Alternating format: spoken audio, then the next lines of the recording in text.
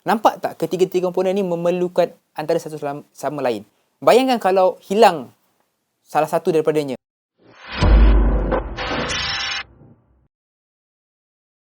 Hari ini saya nak share kepada anda cara untuk membina effective habit ataupun tabiat yang memberi kesan.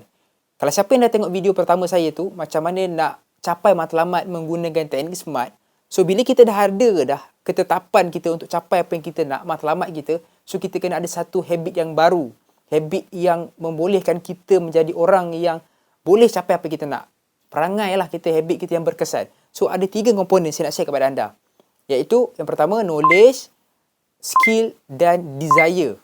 Okay, kita pergi satu persatu. Knowledge ni apa? Knowledge ni lebih kepada why to, what to, kenapa dan apa.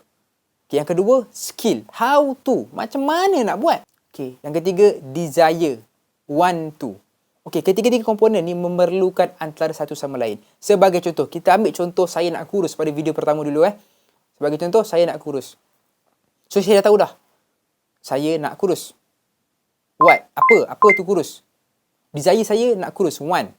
So, apa saya perlu buat? Saya kena guna skill. How to. Macam mana nak kurus? Jaga pemakanan, diet, kena bersenam. Betul tidak? Dan nak buat semua ni, nak bersenam, nak diet, perlu ada knowledge. Knowledge apa? Kita kena belajar. Saya kena cari tahu macam mana saya nak kurus. Efektif. Dalam pada masa yang sama, saya tidak berlapar dan sebagainya. Saya bagi contoh lain. Saya nak kaya. Tak spesifik Bila saya dah buat dah turutan SMART saya cakap, saya nak kaya ada 100,000 dalam akaun bank saya. Okey, saya dah tahu dah. What to? Apa dia? 100,000. Desire saya punya desire, want to, 100,000. Saya nakkan 100,000 ringgit. So, how? Macam mana nak buat? So, saya kena guna skill. How to? Mungkin saya simpan dalam ASP, saya simpan dalam tabung haji, saya tambahkan pelaburan di pelbagai tempat. Itu adalah cara. Nampak tak ketiga-tiga komponen ni memerlukan antara satu sama lain.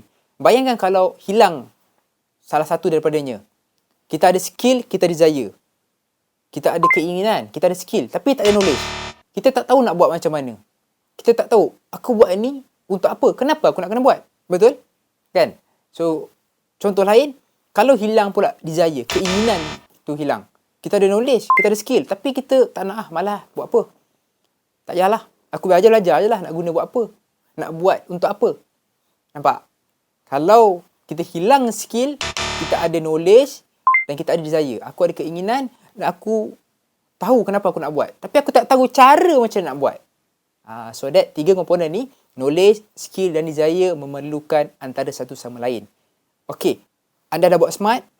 Sekarang, cari tahu macam mana nak bentukkan habit yang baru. Okey, itu saja daripada saya melalui video ni. Jumpa lagi anda semua pada video akan datang. Syukuri segala nikmat dan hargai sekecil-kecil perkara. Assalamualaikum warahmatullahi taala wabarakatuh.